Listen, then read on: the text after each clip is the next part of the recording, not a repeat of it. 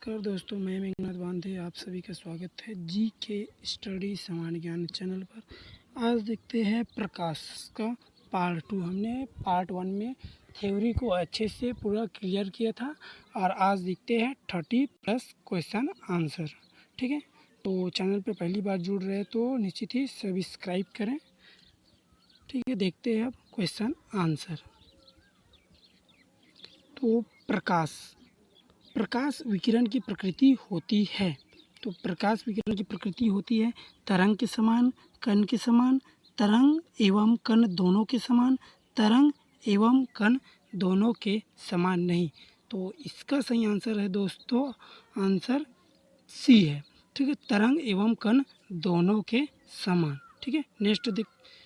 ठीक है, इसका सही आंसर क्या है? तरंग एवं कण दोनों के समान। नेक्स्ट देखते हैं।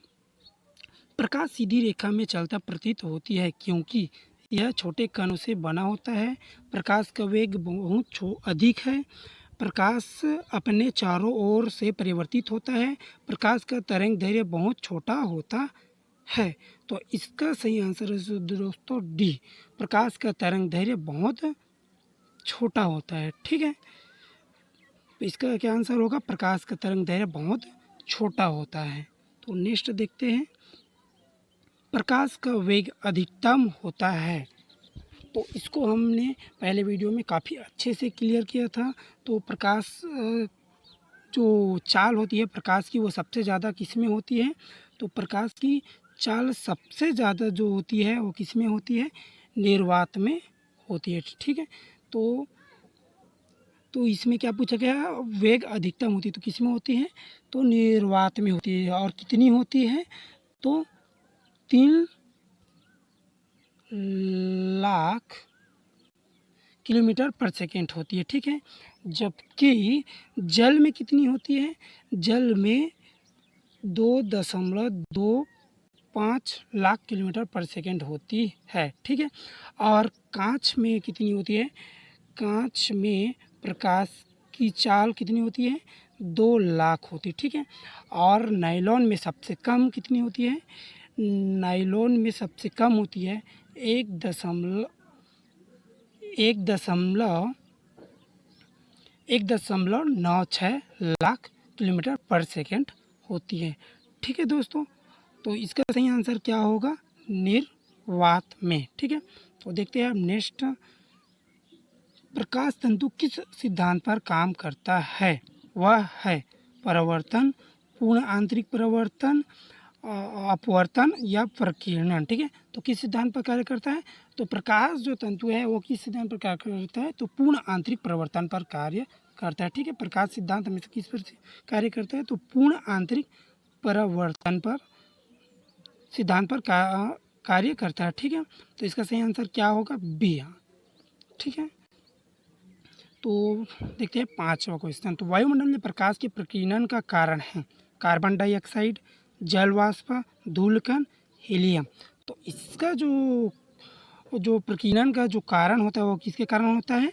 तो धूलकण के कारण होता है। तो इसको भी हमने वीडियो में बहुत अच्छे से देखे थे। ठीक है, ये प्रकीर्णन कैसे होता है? जब ये मान लो ये सूर्य के प्रकाश है और वह वायुमंडल में पहुंचता है और वायुमंडल के धूलकण जो है पड़ता है और प्रकाश क्या होता है? फैल जाता है। ठीक है, तो इसको क्या बोलते हैं? प्रकीर्णन बोलते हैं। तो किस कारण से जो प्रकाश का जो प्रकीर्णन होता है वो किस कारण से होता है? धूलकण के कारण होता है। ठीक है, तो इसका सही आंसर क्या होगा? धूलकण। ठीक है, नेक्स्ट देखते हैं। प्रकाश का रंग निर्धारित होता है इसके तीव्रता से, वेग से, तरंगदैर्घ्य से, आयाम से। ठीक है, तो इसका सही आंसर क्या होगा? सी होगा, तरंगदैर्घ्य से। ठीक है, तो इसको भी हमने अच्छे से देखा था। तो किस रंग का तरंगदैर्घ्य सर्वाधिक होता है? तो तरंगदैर्घ्य। ठीक है, तो किस रंग का तरंगदैर्घ्य सर्वाधिक होता है? तो लाल रंग का तरंगदैर्घ्य सर्वाधिक होता है। और सबसे कम किस रंग का होता है? बैगनी। ठीक है, बैगनी रंग का होता है। ठीक है, तो इसको भी हमने अच्छे से देखे थे। ठीक है, तो नेक्स्ट क्वेश्चन देखते हैं 7वां। तो 7वां में क्या दिया है, निम्न में से किस रंग का सबसे लंबा तरंगदैर्घ्य है। तो अभी जस्ट इससे पहले क्वेश्चन में देखे थे कि तो किस रंग का सबसे लंबा तरंगदैर्घ्य होता है। तो इसका आंसर क्या हो जाएगा, 7वां का डी हो जाएगा। ठीक है, लाल रंग। अभी जस्ट देखे थे इससे पहले वाले क्वेश्चन में। ठीक है, तो इसका क्या हो जाएगा, डी हो जाएगा इसका सही आंसर, लाल रंग। ठीक है,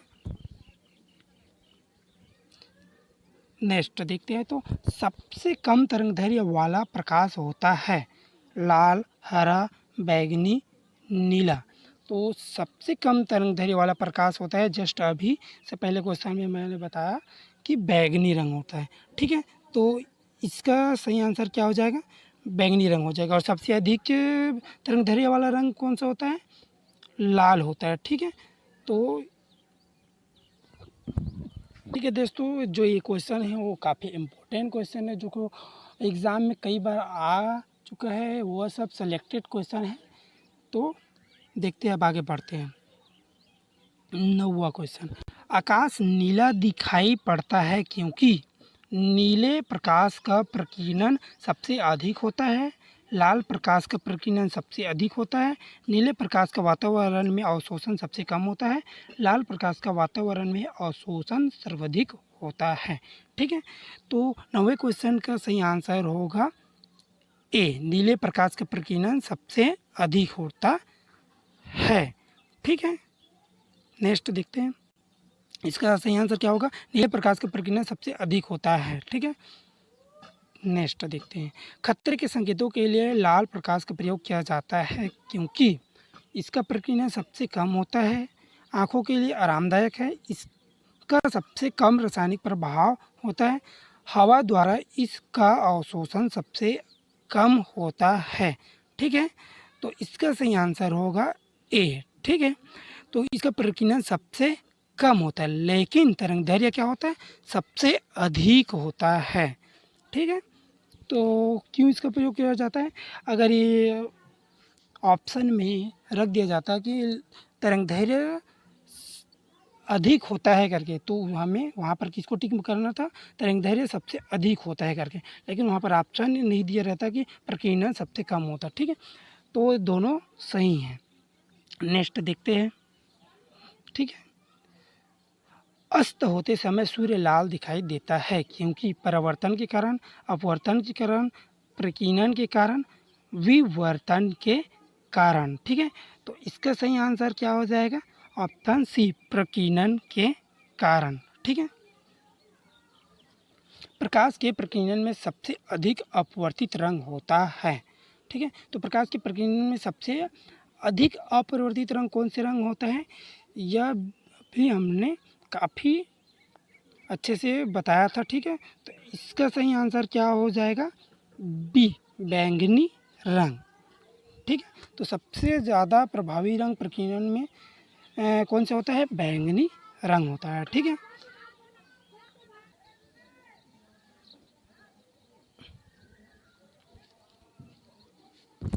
ठीक है, तो देखते हैं 13वां, समुद्र नीला प्रतीत होता है अधिक गहराई के लक्षण के कारण, जल के कणों द्वारा प्रकाश के प्रकीर्णन के कारण, जल के नीले रंग के कारण, जल की ऊपरी सतह के कारण।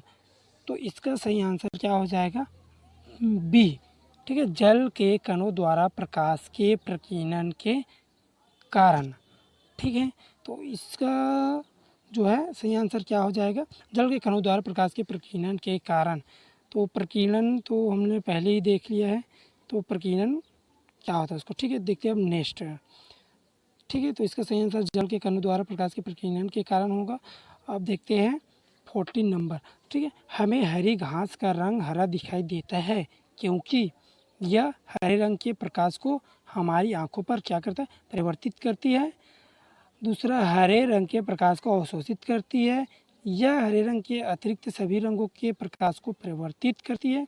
उपरोक्त में से कोई नहीं। ठीक है, तो इसका सही आंसर क्या हो जाएगा, ऑप्शन नंबर ए, यह हरे रंग के प्रकाश को हमारी आँखों पर क्या करती है, परावर्तित करती है। ठीक है, तो परावर्तित करती है मतलब ठीक है, परिवर्तन का एग्जाम्पल क्या क्या होता है, किसी भी चीज़ का दिखाई देना। ठीक है, तो उसी प्रकार जब मान लो जाए एक घास है, ठीक है, और यहाँ से प्रकाश आ रहा है, ठीक है, सूर्य के प्रकाश, और वह चीज़ हमारी आँखों पे सीधा पड़ता है। ठीक है, यहाँ पे हमारी आँखों पे, और वह चीज़ हमें दिखाई देती है। तो यह घटना क्या होती है, परिवर्तित होती है। ठीक है, तो इसका सही आंसर क्या हो जाएगा, इसका जो है सही आंसर क्या हो जाएगा, यह हरे रंग के प्रकाश को हमारी आंखों पर क्या करती है, परिवर्तित करती है। ठीक है, नेक्स्ट देखते हैं अब, निम्नलिखित में से कौन सा रंग इंद्रधनुष के मध्य में दिखाई देता है। ठीक है, तो यह बहुत ही अच्छा क्वेश्चन है, क्योंकि अधिकतर जो क्वेश्चन होते हैं वो क्या होते हैं, प्राथमिक रंग पूछते, पहला और अंतिम पूछते हैं। ठीक है, और यहाँ पर कि जो मध्य के रंग को पूछा गया। ठीक है, तो इसका सही आंसर क्या हो जाएगा, ऑप्शन नंबर ए, हरा रंग। ठीक है, तो इसका देखते हैं हम कौन कौन से रंग होते हैं इंद्रधनुष में। तो इसका एक ट्रिक है, बैजानी, हैप्पी, नाला। ठीक है, जामुनी, बैगनी, जामुनी, नीला, ठीक है, और हैप्पी, नाला। ठीक है, तो इसमें कौन कौन से रंग होते हैं, बैगनी, जामुनी, नीला, हरा, पीला और नारंगी और लाल रंग होता है। ठीक है, तो इसमें से जो मध्य रंग कौन सा पड़ रहा है, हरा रंग पड़ रहा है। ठीक है, तो इसका सही आंसर क्या हो जाएगा, हरा हो जाएगा। ठीक है, देखते हैं अब नेक्स्ट, इसका सही आंसर क्या होगा, हरा होगा। यदि पृथ्वी पर कोई वायुमंडल नहीं है तब आकाश का रंग होगा। ठीक है, तो इसका बहुत ही इजी क्वेश्चन है, इसका सही आंसर क्या हो जाएगा, काला होगा। ठीक है, अगर यदि पृथ्वी पर वायुमंडल नहीं होगा तो आकाश का रंग क्या हो जाएगा, काला हो जाएगा, क्योंकि कोई भी रंग का प्रक्षेपण नहीं हो पाएगा, तरंग दैर्घ्य नहीं हो पाएगा, तो क्या हो जाएगा, पृथ्वी के रंग क्या हो जाएगा, काला हो जाएगा। ठीक है, तो इसका सही आंसर क्या होगा, काला। ठीक है, अब नेक्स्ट देखते हैं, यहाँ पर मिस्टेक हो गया, 16 डबल हो गया। ठीक है, तो कोई बात नहीं। तो निम्नलिखित में से कौन सा प्राथमिक रंग नहीं है। ठीक है, तो सबसे पहले तो यह जान लेते हैं, क्योंकि इसको हम लोग थ्योरी सेक्शन में पढ़े नहीं थे, लेकिन इसमें से भी काफ़ी क्वेश्चन एग्ज़ाम में पूछा जाता है। ठीक है, तो इस प्राथमिक रंग कौन कौन से हैं, तो प्राथमिक रंग जो है नीला है, लाल है, हरा है। तो प्राथमिक रंग कौन से नहीं है, काला रंग जो है प्राथमिक रंग नहीं होता है। ठीक है, तो इसका सही आंसर क्या होगा, काला, ऑप्शन नंबर ए, क्योंकि यहाँ पर प्राथमिक रंग नहीं है पूछा गया है। ठीक है, तो इसका आंसर क्या होगा, काला। देखते हैं अब नेक्स्ट, निम्नलिखित में से कौन सा प्राथमिक रंग है। ठीक है, तो इससे जस्ट पहले हम लोगों ने देखा है कि कौन कौन से होते हैं प्राथमिक रंग, नीला, हरा और लाल। ठीक है, तो इसमें कहाँ पर है ऑप्शन में, ऑप्शन बी। तो इसका जो सही आंसर क्या हो जाएगा, ऑप्शन नंबर बी, नीला, हरा और लाल। ठीक है, अब नेक्स्ट देखते हैं। ठीक है, इसके आंसर क्या होगा, नीला, हरा और लाल। नेक्स्ट देखते हैं, सूर्य के प्रकाश में रंगों की संख्या होती है। ठीक है, तो सूर्य के प्रकाश में कितनी रंगों की संख्या होती है, तो 7 रंगों की संख्या होती है। ठीक है, शरीर के आंतरिक अंगों को देखने के लिए प्रयुक्त तकनीक एंडोस्कोपी किस सिद्धांत पर आधारित है। ठीक है, तो विवर्तन, पूर्ण आंतरिक परिवर्तन, ध्रुवण या फिर परावर्तन। ठीक है, तो इसका सही आंसर क्या हो जाएगा, पूर्ण आंतरिक परिवर्तन। ठीक है, इसका सही आंसर क्या हो जाएगा, पूर्ण आंतरिक परावर्तन। एंडोस्कोपी किस सिद्धांत पर कार्य करता है, तो पूर्ण आंतरिक परावर्तन के सिद्धांत पर कार्य करता है। ठीक है, तो नेक्स्ट देखते हैं, 20वां नंबर, प्रकाश का तरंग सिद्धांत किसने दिया। ठीक है, तो इस टॉपिक से इस प्रकार के भी क्वेश्चन पूछे जाते हैं। ठीक है, तो वैज्ञानिकों के नाम के साथ, तो प्रकाश का तरंग सिद्धांत किसने दिया है, न्यूटन, हाइगेंस नामक वैज्ञानिक, या फिर प्लांक, या फिर फैराडे। ठीक है, तो इसका सही आंसर क्या हो जाएगा, ऑप्शन नंबर बी, हाइगेंस नामक वैज्ञानिक ने दिया है। क्या हो जाएगा, हाइगेन्स। ठीक है, तो नेक्स्ट देखते हैं 21 नंबर। प्रकाश के विद्युत चुंबकीय स्वरूप की खोज 1864-65 में किसने किया था? मैक्सवेल ने, न्यूटन ने, आइंस्टीन ने, हाइगेन्स ने। ठीक है, तो इसका जो सही आंसर क्या हो जाएगा 21 का ए हो जाएगा। ठीक है, किसने? मैक्सवेल ने। ठीक है, तो प्रकाश के विद्युत चुंबकीय स्वरूप की खोज किसने की? 1864 में मैक्सवेल ने किया था। ठीक है, तो इसका सही आंसर हो जाएगा मैक्सवेल। और 22वां नंबर देखते हैं अब। प्रकाश जो है छोटे छोटे कणों से ऊर्जा का बंडल बनाते हैं और इन छोटे छोटे बंडलों से फोटान बनते हैं। यह नियम किसने प्रतिपादित किया है? ठीक है, तो इसका सही आंसर क्या हो जाएगा? अल्फ्रेड आइंस्टीन का सिद्धांत। ठीक है, तो इसका सही आंसर क्या हो जाएगा? अल्फ्रेड आइंस्टीन का फोटान सिद्धांत। ठीक है, तो 22वां का सही आंसर सी होगा। अब देखते हैं 23। बरसात के दिन जल पर छोटी थैलियों परतों में चमकीले रंग दिखाई देते हैं, यह किसके कारण होता है? तो इसका डायरेक्ट आंसर 100 हो चुका है। ठीक है, तो इसका क्या हो जाएगा? परिक्षेपण। ठीक है, इंद्रधनुष की रचना किससे होती है? ठीक है, तो इंद्रधनुष की स्पेलिंग थोड़ी सी मिस्टेक हो गई है। ठीक है, तो इंद्रधनुष की रचना किससे होती है? जल की बूंदों में से सूर्य के प्रकाश से विचरण से, जल की बूंदों द्वारा सूर्य के प्रकाश के अवशोषण से, जल की बूंदों के आयनन से, जल की बूंदों द्वारा सूर्य के प्रकाश के अपवर्तन और परावर्तन से। ठीक है, तो इसका सही आंसर क्या हो जाएगा? ऑप्शन नंबर डी, जल की बूंदों द्वारा सूर्य के प्रकाश की किससे होती है? अपवर्तन और पूर्ण परावर्तन से होती है। ठीक है, क्या हो जाएगा? ऑप्शन नंबर डी, जल की बूंदों द्वारा सूर्य के प्रकाश के अपवर्तन और परावर्तन से। ठीक है, हम नेक्स्ट देखते हैं 25। जब प्रकाश किरण एक माध्यम से दूसरे माध्यम में जाती है तो क्या होता है? तरंगदैर्घ्य व वेग समान रहती है, तरंगदैर्घ्य वेग बदल जाती है तथा आवृत्ति समान रहती है, आवृत्ति बदल जाती है, इनमें से कोई नहीं। ठीक है, तो इसका सही आंसर हो जाएगा बी, तरंगदैर्घ्य व वेग जो है क्या होती है? बदल जाती है, जबकि आवृत्ति जो है समान रहती है। ठीक है, तो यह भी काफ़ी इम्पोर्टेंट क्वेश्चन है, ये कई बार एग्ज़ाम में पूछे जा चुके हैं। ठीक है, तो इसका आंसर क्या होगा? तरंगदैर्घ्य व वेग बदल जाती है तथा आवृत्ति समान रहती है। नेक्स्ट देखते हैं मरीचिका का उदाहरण है। ठीक है, मरीचिका जो है किसका उदाहरण है? अपवर्तन का, पूर्ण आंतरिक परिवर्तन का, विवर्तन का या फिर विक्षेपण का। ठीक है, तो इसका सही आंसर क्या हो जाएगा? बी, पूर्ण आंतरिक परिवर्तन का, क्योंकि इसको हमने काफ़ी अच्छे से देखा था। ठीक है, किसी भी चीज़ का जो है चमकीलापन दिखाई देना किसका उदाहरण होता है? पूर्ण आंतरिक परिवर्तन का। ठीक है, तो मरीचिका जो है गर्मी के दिनों में हमें जो तारकोल की सड़क होती है तो क्या होती है? वो दूर से पानी या किसी भी चीज़ का भ्रम होता है। ठीक है, और बर्फ़ का चमकना और जो है डायमंड का चमकना, ये सारे एग्जाम्पल क्या है? पूर्ण आंतरिक परिवर्तन के एग्जाम्पल है। ठीक है, तो इसका सही आंसर क्या हो जाए? ऑप्शन नंबर बी, पूर्ण आंतरिक परिवर्तन। ठीक है, अब नेक्स्ट देखते हैं 27। इंद्रधनुष किसके कारण बनता है? ठीक है, तो इसको जस्ट पहले देखे थे। तो इंद्रधनुष किससे बनता है?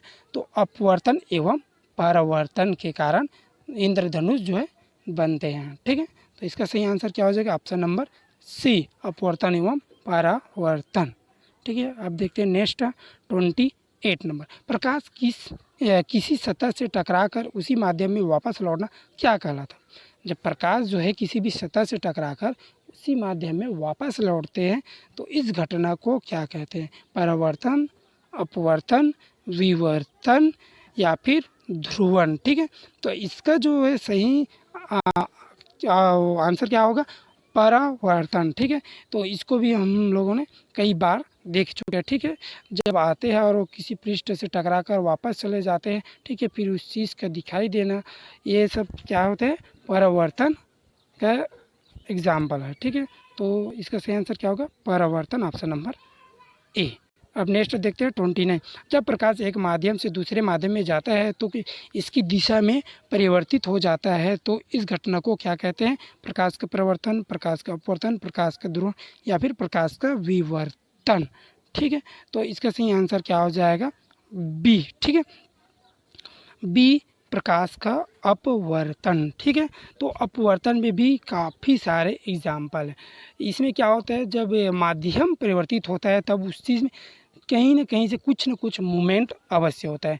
जैसे कि ठीक है, जैसे कि ये वायुमंडल से आ रहा है और ये नीचे जल है और इसमें मछली है। ठीक है, तो उस मछली जो है क्या होता है, हमें कुछ टेढ़ा-मेढ़ा या ऊपर प्रतीत होता है। ठीक है, तो इस प्रकार से जब माध्यम चेंज होते हैं तो वस्तु में हल्का सा मूवमेंट देखा जाता है। यह किसका उदाहरण है? प्रकाश का अपवर्तन का एग्जाम्पल है। तो इसका सही आंसर क्या होगा? ऑप्शन नंबर बी, प्रकाश का अपवर्तन।